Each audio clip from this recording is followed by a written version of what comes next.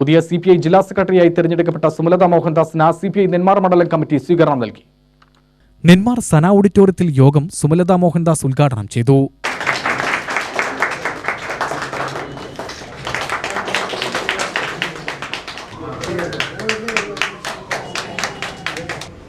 ആ പാരമ്പര്യവും ചരിത്രവും എന്നും കാത്തുസൂക്ഷിച്ച ഒരു പ്രസ്ഥാനമാണ് CPI എന്ന പ്രസ്ഥാനം.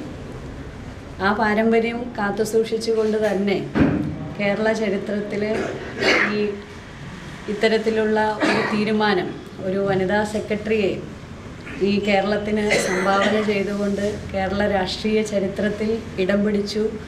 ആ ഇടം പിടിച്ച പ്രസ്ഥാനം കമ്മ്യൂണിസ്റ്റ് പാർട്ടിയായി എന്നുള്ള അഭിമാനമാണ് എനിക്കും നിങ്ങൾക്കുമുള്ളത്. തീർച്ചയായും കേരള രാഷ്ട്രീയത്തിൽ കമ്മ്യൂണിസ്റ്റ് പാർട്ടി ഇന്ന് വളരെ ഉയരങ്ങളിലെത്തി. പാലക്കാട് ജില്ല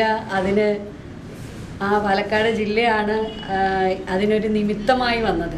ഞാനെന്ന വ്യക്തിയല്ല, ഒരു വനിത എന്നുള്ള നിലയ്ക്ക് നമ്മുടെ പ്രസ്ഥാനം വിശ്വസിച്ച്, അല്ലെങ്കിൽ ഒരു വനിതയ്ക്ക് കഴിയുമെന്നുള്ള ഒരു വിശ്വാസം അർപ്പിച്ചുകൊണ്ട് ഈ പ്രസ്ഥാനത്തെ നയിക്കാൻ പാലക്കാട് ജില്ലയിൽ ആ വിശ്വാസം അർപ്പിച്ചുകൊണ്ട് കമ്മ്യൂണിസ്റ്റ് പാർട്ടി എടുത്ത വളരെ ഗൗരവപരമായ തീരുമാനം.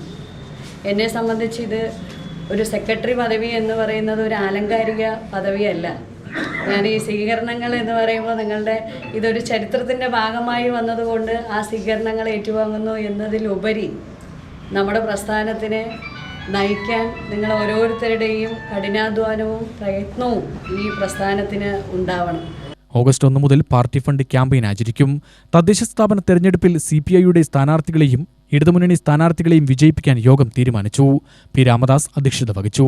മുരളീധരൻ നായർ, രാജൻ, വിവിധ പോഷക സംഘടനാ നേതാക്കൾ എന്നിവർ സംസാരിച്ചു.